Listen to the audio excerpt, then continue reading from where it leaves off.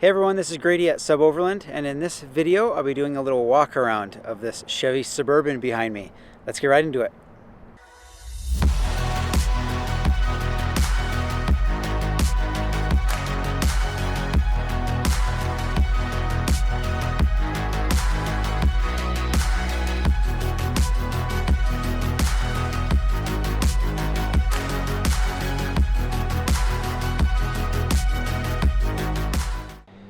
So this beauty is a 2003 Chevy Suburban. Has pretty low miles, like 165K I believe. And I think it looks really sharp.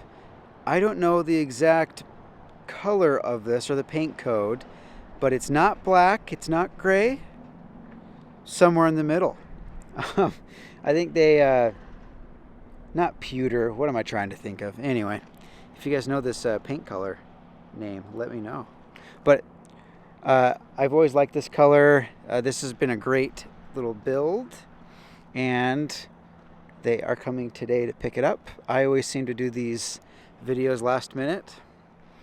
But anyway, this has the base package. So we have the Falken Rubitrek tires on there. It's a 285/75/16 10-ply tire.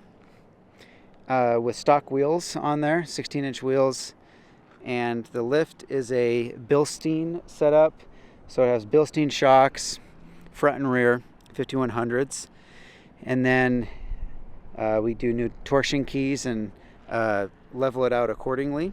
And then the rear is a Moog HD coil that we've used for years. Really good setup. Definitely, it's great when you see, you know, clients will bring in their Suburban they've had for years, and they bring it to us, and they're like, oh my gosh, this is just a great ride.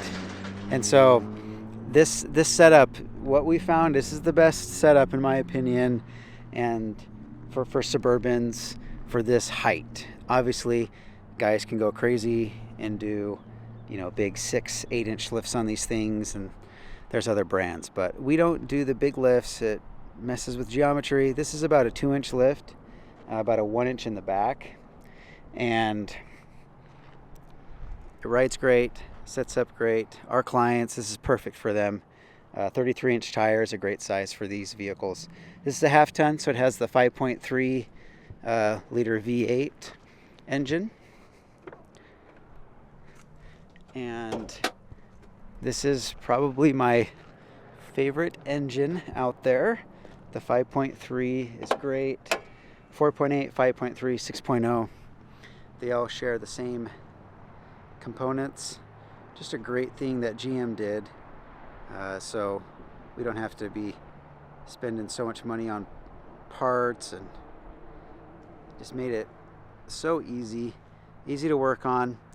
Great engine. I can't tell you enough about this engine. Now interior, you know, this is obviously 4-wheel drive. There's your, you know, headlight switch. This one I will say, so right there, your dome, sorry, this is your fog light switch. Where am I at here? Here we go. Dome light on and off. So this is great to know for people that are camping and you're leaving like all your doors open and stuff.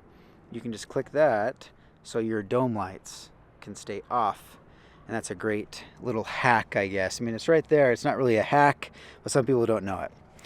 This still has the factory radio, so they didn't opt for that. Has a trailer brake upgrade, you can see down there, and then the interior is stock.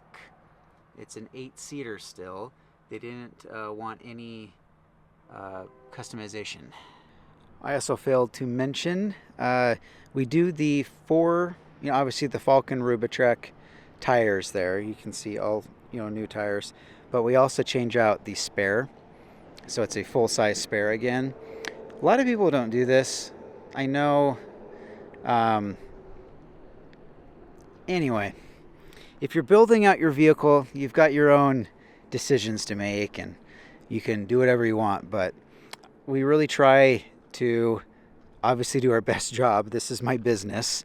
But on top of that, safety. Safety is such a priority, and having a full-size spare there that is ready to go. It's new because this is, what is this, the 03, so it's a 21-year-old vehicle, so that was original spare. You shouldn't be having that on the road. And so we try to get, the details done like that also for safety. And also with these spares on these, the tire hoist, a lot of times it's seized up, and so we check that and replace it. And so with the base package, I know I only mentioned, it's, tune-up, fluids, tires, things like that. But on top of that, there's a bunch of little things that we've done throughout, the 6 months or whatever it is that we've been driving this vehicle that kind of goes unnoticed, I guess. And I don't, it's kind of hard to advertise that. But for example, like on this vehicle, it's going out in, today, but think about a week ago, we had an engine light pop up, and it was for a lazy catalytic converter. Now we'd been driving this for months, and it just so happened to rear its ugly head a week before, we sent it out. So what do?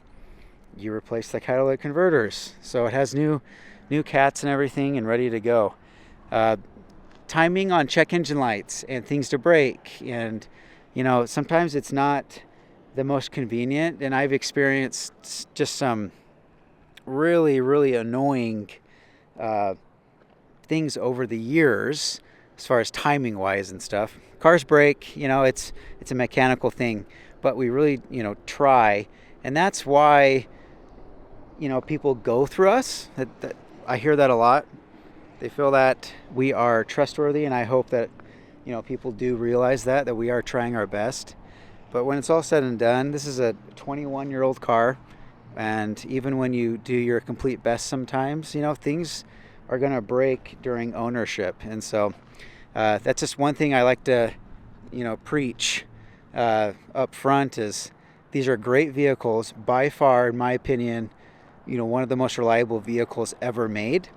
But even with that, things happen. Check engine lights happen. Things break. Little things might be annoying, down the line. But when it's sent out, we've inspected it. Alignment, front end's been done if it needs to. Brakes have been checked. Like I said about tires. So all of that is ready to go. And it's a turnkey, Overland vehicle, however you want it to be built out. Sorry, I kind of blabbed on there for a little bit, but hopefully that kind of explains a little bit of our process a little bit more. And again, the more and more I work on these things, and we've worked on a lot of them, and in all different generations and things like that, and I've worked on a lot of cars throughout the years too, and seen a lot of things. And anyway, the list goes on. Any mechanic will tell you, they've worked on a lot of things, and they have their own opinions, and everyone, it's great. Like that's why it's great, because you can have your own opinion and it's fine. My personal opinion, after working on so many of these dang things and driving them and putting them through tests and all that, they still, to me, are number one in my book as far as reliability and price of ownership, which is kind of overlooked sometimes. And so again, they're not perfect. No gen is perfect. I wish there was different things with different gens of Suburbans. We can talk on and on about that. But as a whole, great vehicle, and I'm glad people are still, liking these things, because it's just fun for me to share the news that these are an actual good Overland vehicle for you. So if you're watching this and you're interested in some sort of overlanding or Overland vehicle or camping or using it for whatever the heck you want to use it for, these are so utilitarian and they can be used for a lot of different things. Please reach out. We have stuff in stock usually. I usually keep around 20 to 40 vehicles, and so we have some that aren't reserved yet, so you can email us, call, and we can send you our list, and you can choose. And so anyway, it's just a good option for some people for sure. But if you haven't subscribed to the channel yet either, please do. We'd love to have you here, and we'll catch you on the next video.